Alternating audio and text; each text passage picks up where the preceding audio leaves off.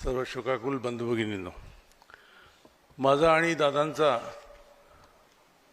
संबंध हा 1999 पासून आहे, जेव्हा मी साताऱ्याला CEO होतो जिल्हा परिषदेचा तेव्हा.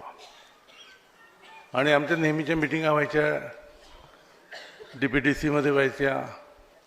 त्याच वेळेस तिथे स्वच्छता अभियान, संत गाडगे महाराज स्वच्छता अभियान पहिल्यांदा RDT डिपार्टमेंटनी सुरू केलं होतं, म्हणजे RR पाटलांनी सुरू केलं होतं.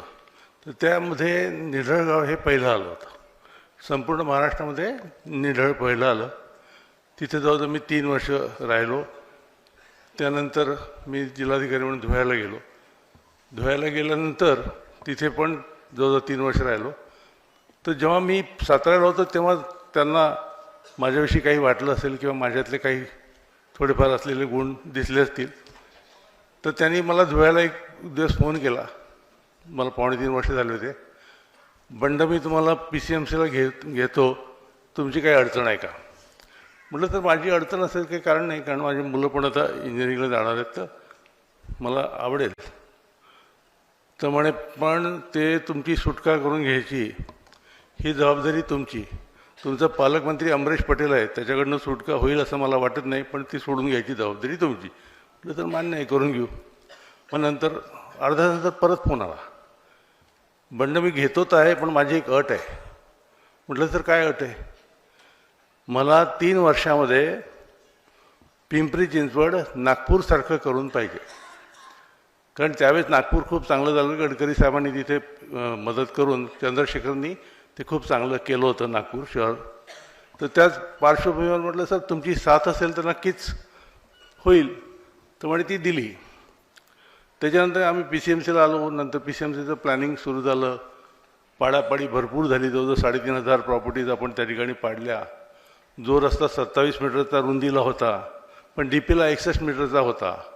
आणि 61 मीटरचं ॲक्विशन 15 वर्षापूर्वी झालं होतं, पण ताबे घेतलेले नव्हते. काही प्रयत्न प्रवीण परदेशी सरांनी केले होते, पण त्यांनी 30 मीटरचा केला होता, त्याच्यापेक्षा लहान होता.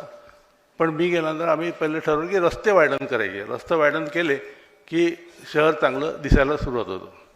ज्यावेळेस मी पिंपरी चिंचवडला गेलो होतो तेव्हा पत्रकारांनी मला विचारलं होतं, बरेचसे पत्रकार आज पण आहेत त्यातले इथे, की तुम्हाला इथे आल्यानंतर कसं वाटतं? म्हटलं, मुख्य रस्त्याने जाताना शहर वाटतं, आत गेलं की खेडं वाटतं. या पार्श्वभूमीवर आम्ही तिथे गेल्यानंतर आम्ही वायडिंगचे रस्ते केले. वायडिंग करताना खूप मोठ्या लोकांच्या प्रॉपर्टीज पाडाव्या लागल्या. महापौरांची प्रॉपर्टी पाडावी लागली. पण त्या सगळ्या याच्यामध्ये दादानी मग केव्हाही तिथे कसं होतं, त्यावेळेस जेव्हा आम्ही गेलो तेव्हा राष्ट्रवादी आणि काँग्रेस असं सरकार होतं, म्हणजे महानगरपालिका यांच्या ताब्यात होती. ही 2004ची गोष्ट आहे. आणि नंतर मग आम्ही वायडनिंग सुरू केलं. चिंचवडची मोठी कारवाई पहिल्यांदा झाली, ज्याच्यात 2,000 पोलीस बंदोबस्त आमचा होता. मोठी कारवाई झाली. अगोदर दादांना विचारलं होतं की दादा, हे आपण काम तोडणार आहे, याच्या सगळ्यात मोठ्या माणसं आहेत, हे पॉलिटिकली स्ट्रॉंग आहेत, सगळे मोठे आहेत, हे करू का मी? बिनधास्त करा, हे त्यांचे शब्द आहेत. आणि नंतर मग हे सगळ्यांनी पॉलिटिकल प्रेशर लावून दादांकडे नागपूरचं सेशन सुरू होतं तेव्हा जाऊन बसले की नाही तुम्ही स्टे द्या. पण दादाने मला अजिबात काही सांगितलं नाही. ज्या दिवशी कारवाई होती, मोठी कारवाई त्या ठिकाणी झाली. आणि मोठी कारवाई झाल्यानंतर पुढच्या काही अडचणी मग आम्हाला आल्या नाही. आता असं असतं ना, तिथे दादा सांगणार, म्हणजे दादा मी प्लॅन करणार, आम्ही आमच्या डिपार्टमेंटचं प्लॅन करून दादांना समजून सांगणार, दादाने ओके म्हटलं की पुढे जाणार. मग कधी अडथळा आला नाही. तर असं करता अतिक्रमण काढणं इतकं वाढायला लागलं की खूप मोठी कारवाई व्हायला लागली. एक दिवस दादा मला म्हणाले, अहो बंड, तुम्ही काय लावलं हे एवढी पाडापाडी करताय, मला काय राजकारणात उठवत आहे का? म्हटलं, सर याच्यात उठवण्याचा प्रश्न येत नाही. ज्यांचं पडतं तेवढे फक्त नाराज होतात, ते साधारणतः 2-3% असतात, पण 97-98% आनंदी असतात, त्यांना आनंद होतो. आणि नेमकं तसंच झालं. 3 वर्षानंतर 2008मध्ये जेव्हा इलेक्शन झालेत, तेव्हा 2008मध्ये पूर्णपणे राष्ट्रवादीची एक हाती सत्ता आली.